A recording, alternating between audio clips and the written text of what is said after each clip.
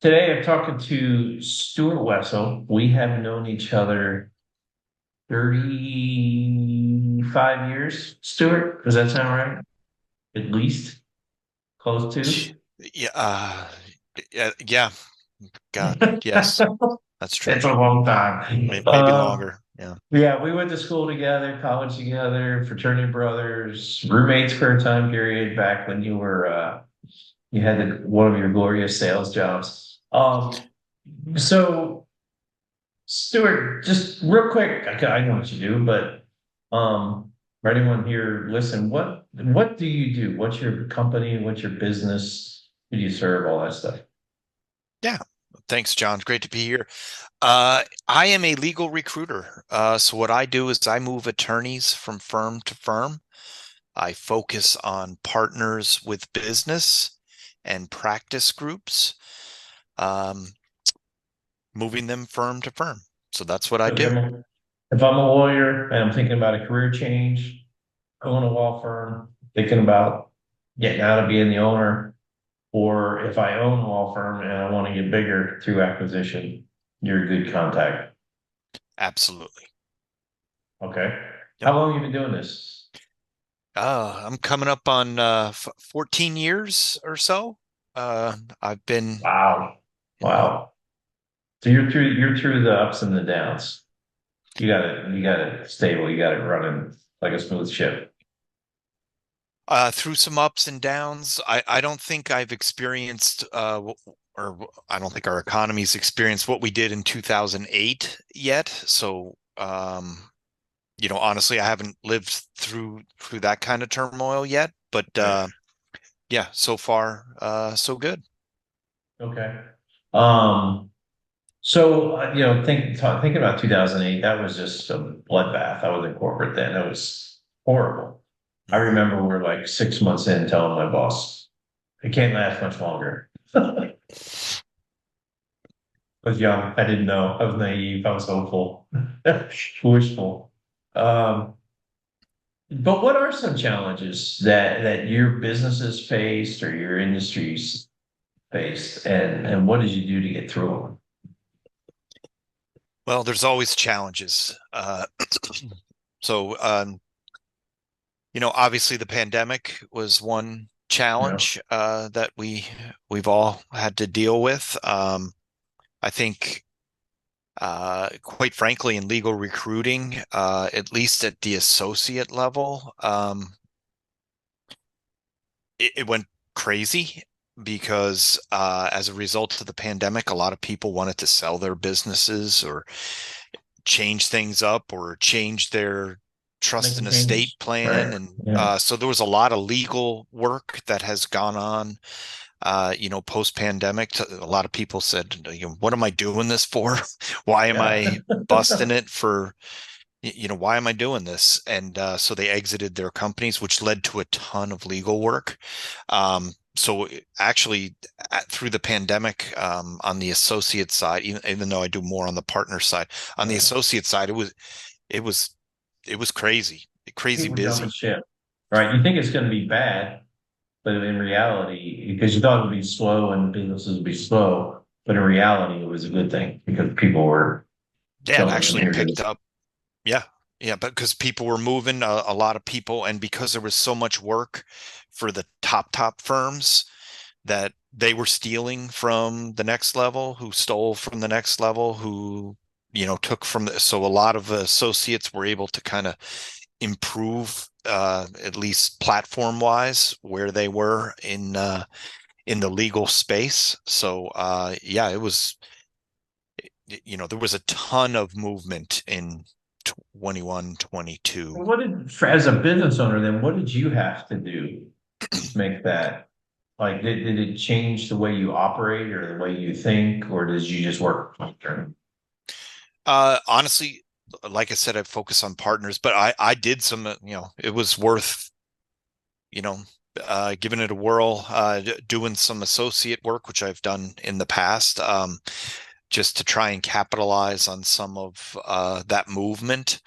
Um, Also develop some relationships with some firms, some clients, looking for what they were looking for, trying to bring some people to the table, helping get them in the right situation.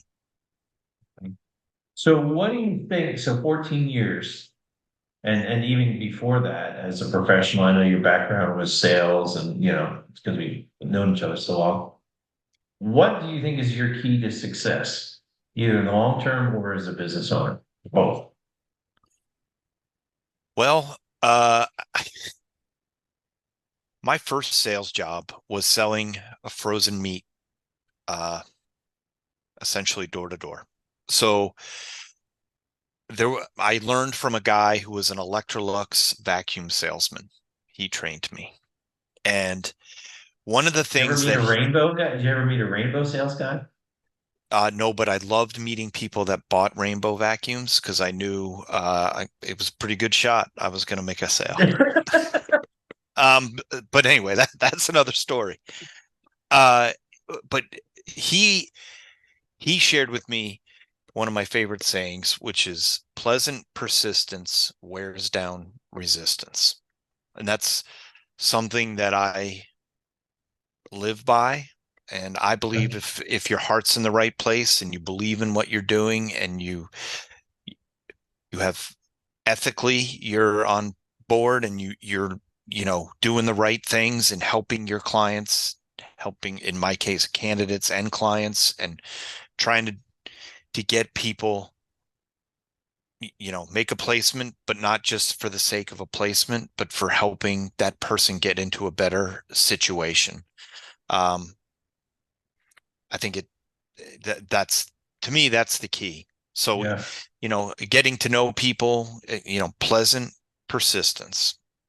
It's Just funny because I had my answer for you, and I wanted to hear what you said. And mm, while you use different words, we got there, right? Because my thought is first off is personal connection, right? sure, sure. Knowing you, and I'm not just kissing your butt because you're my friend, but like you're always invested in the people and knowing what the people. So that was pleasurable persistence, pleasant persistence. Pleasant persistence. Right. It's a Hmm. whole different thing.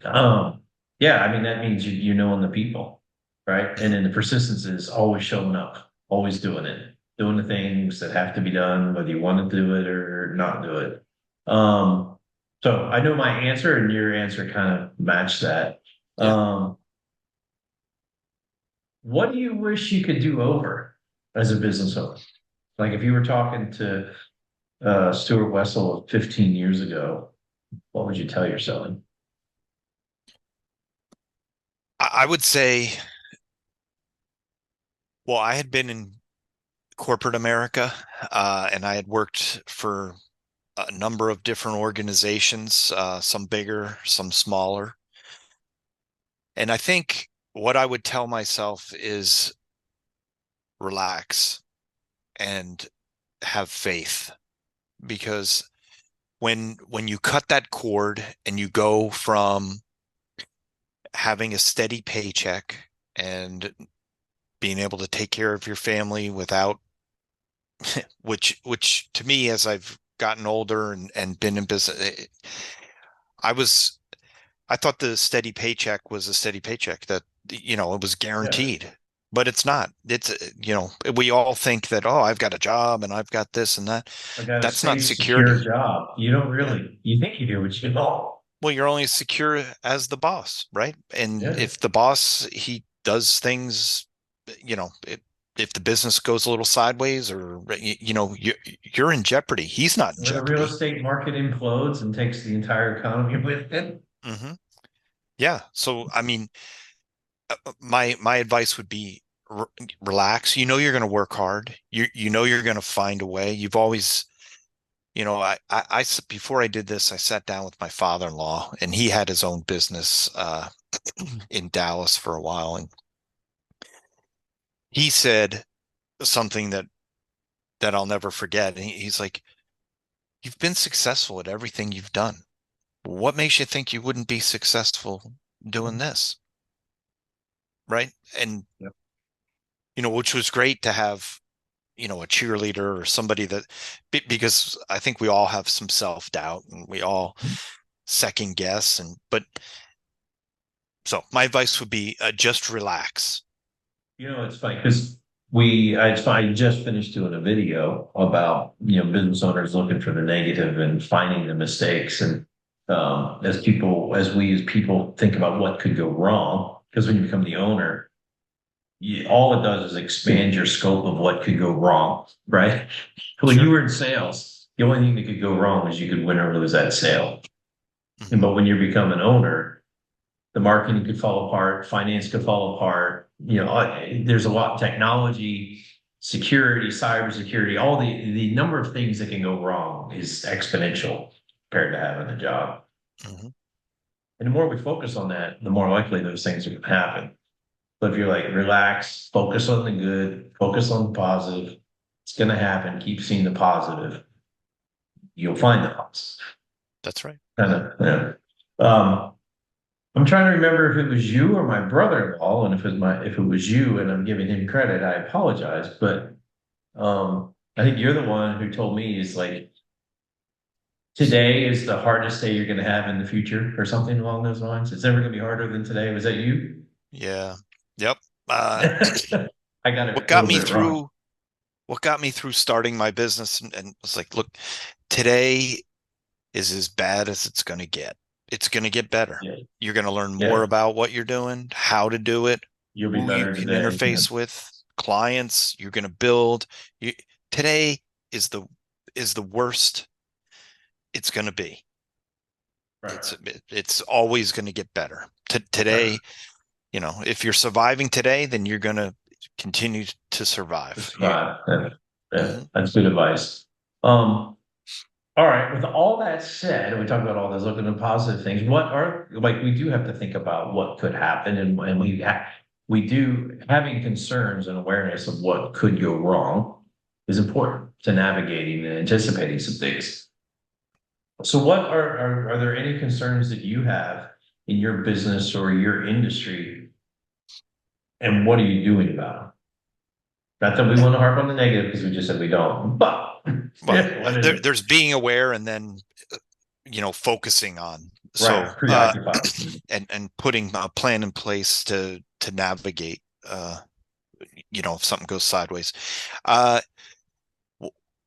well, I would say you're asking, like, what concerns me Yeah. most, like externally, Yeah, outside that my you're willing, business. something that you're willing to share, obviously, right? But Mhm.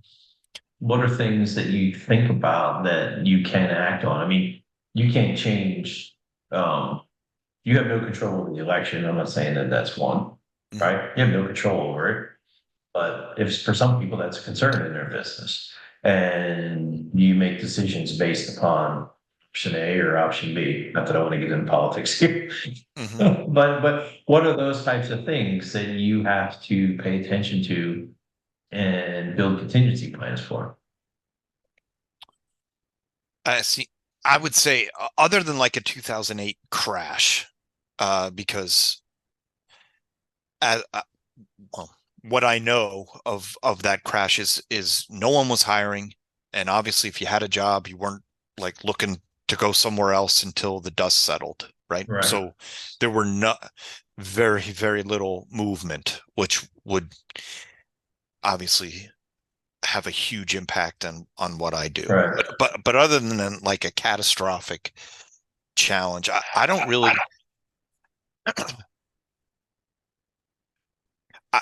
I, to me, it It doesn't doesn't. matter who's in the White House. It doesn't matter who, it doesn't matter. People are always,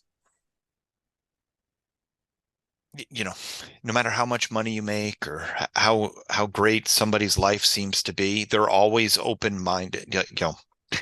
That, People are always looking to change. Everybody's open to another opportunity. that's right. Yeah, Or they feel like they're being either mistreated, or there's too much bureaucracy, or they're getting in my in what I do in the legal space, maybe they're having rate pressure, or they're having conflicts, issues. If they're at like a real large firm, they bring in a client, and either someone's adverse to it in a different geographical area within the firm, or somebody met with someone and 15 years ago for lunch, and now they're, saying it's their client, so they lose the origination. I don't know if I'm getting too Yeah, much in the weeds here, but I that's would all just right. say, there's always people that are looking to move for various reasons. So you So stay optimistic it's going to happen. Something like another example, like sometimes I'm doing these things, I don't know what's going to come in and out of my head, but another example that I can share because I know you and we think the same way is a more general concern that any business owner would have is cash flow, mhm, right? mhm. Everyone's needs to be aware. I shouldn't say be stressed or concerned, but needs to be aware of cash flow.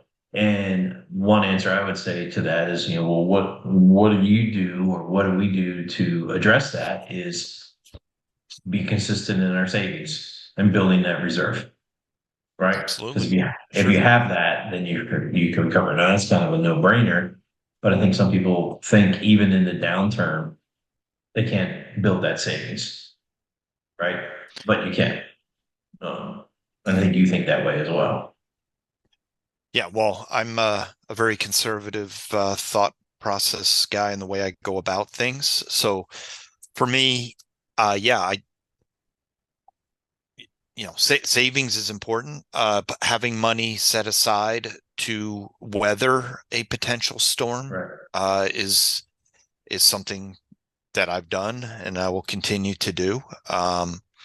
So yeah, yeah, Yeah. I'm always conscious of, and I think it's, 14 years, 15 years, whatever it's been, years in, uh, I have a different thought process than I did at year one. At year one, it was complete survival, Yep. figure it out, and as your business grows and you feel more comfortable and you get to know, you know, what you're doing and how to do it, um, you have to have that safety net there Exactly. just in case the world gets set on fire or Yeah, something. I've been talking to something that's come up with a lot of people I've spoken to recently is they have debt, and it's because well, interest rates are higher, and the cost of debt is really bad now, right? Mhm. People created debt back when the cost of debt was virtually zero,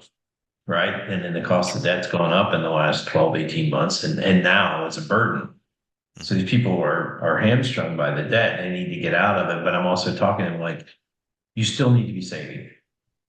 I know it's hard for people to realize, but you need to keep squirreling some money away, building that habit, things like that. So, um, yeah, I don't know how we got there, but that was all my thoughts. How about goal setting? What are you doing goal setting, and how you doing there that you want to share?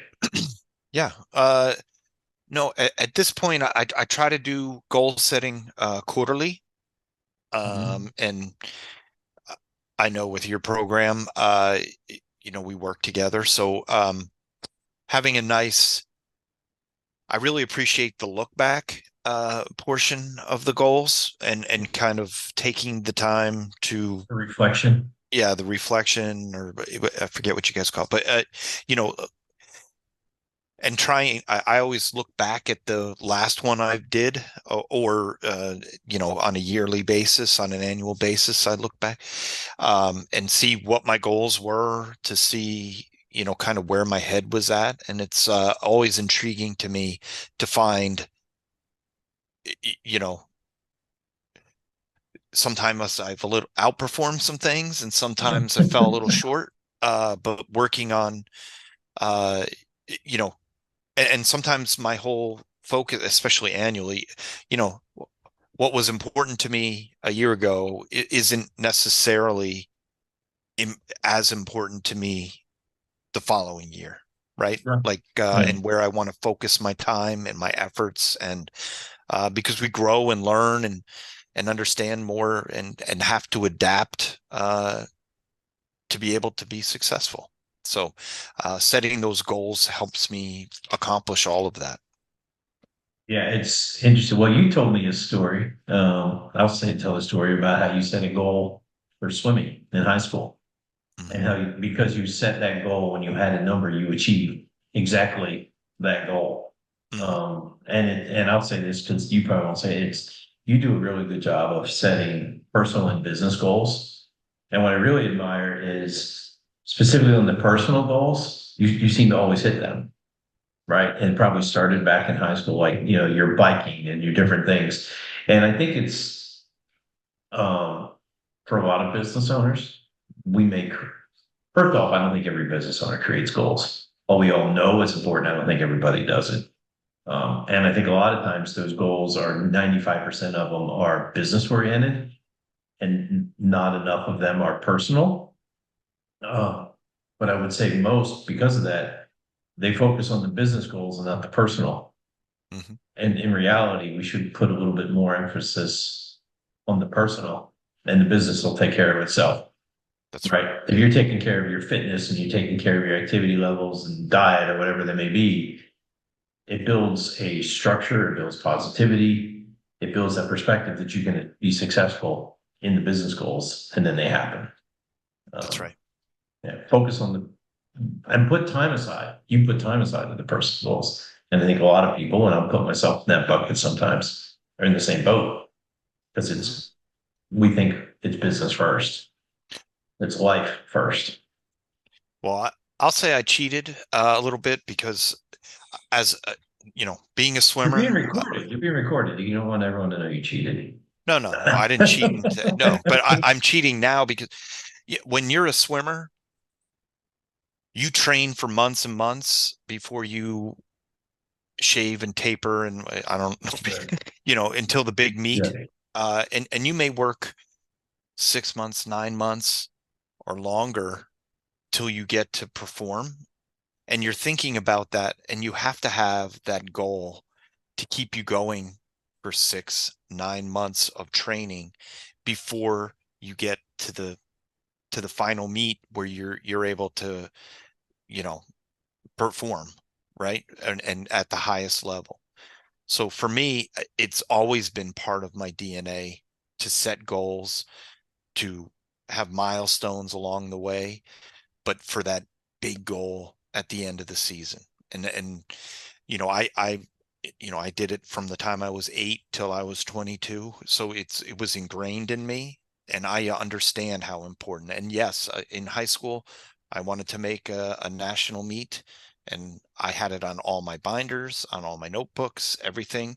And it, I thought about it. I looked at it before I went to bed, and then in my final high school meet, I hit the wall, looked up, and it was the exact time that I had written down. It I was love that fascinating. story. I like how you say that you thought about it at night, Oh yeah. right? That's we as people, we need to do more better of doing our affirmations. This is what I'm going to do. This is the goal. Reminding ourselves, making it visual. There was that number. I think that's a great story. I'm glad you retold it here.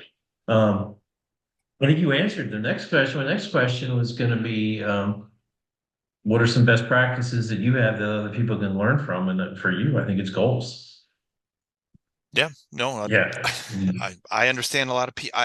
It's hard for me to comprehend not having goals, writing them down, looking at them periodically to make sure you're still on track and headed towards, you know, I was a lifeguard at the ocean, right? And if you're swimming towards a buoy and you just put your head down and go and go and go and go and don't look up once in a while to see that you're still on track, you could wind up, uh, you know, hundreds of Far from the yards buoy. off course, right? Yeah. You have to constantly be looking up at the buoy, take some more strokes, look up and keep course correcting along the way, or you could find yourself way off track. Yeah, I couldn't have said that any better.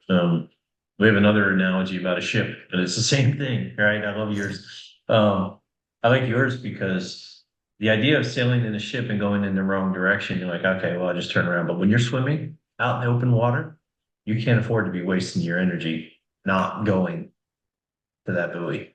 Hmm. Um, that's a good one. What are there any business owners or individuals that you want to learn more from?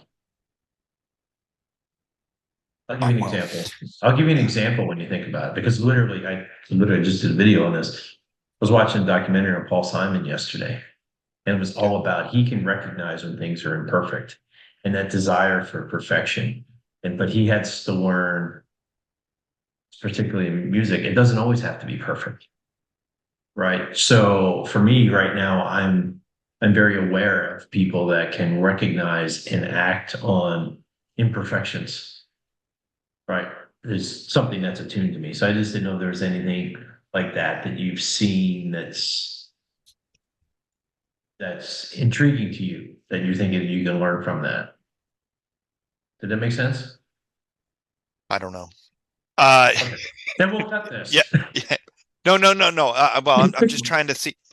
You know, I try to read a book a month, if not Mhm. more, to learn more about business about, or specific topics. I'm constantly trying to grow and learn, whether it's more about goal setting or you know processes or more about real estate or investing or Right.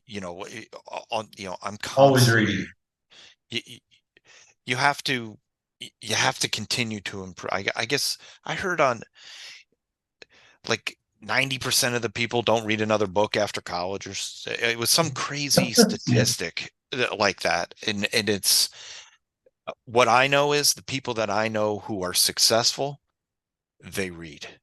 They absolutely. continually expand and they're curious and they're trying to find new ways or better ways to do things. And those are the most successful people that I've met.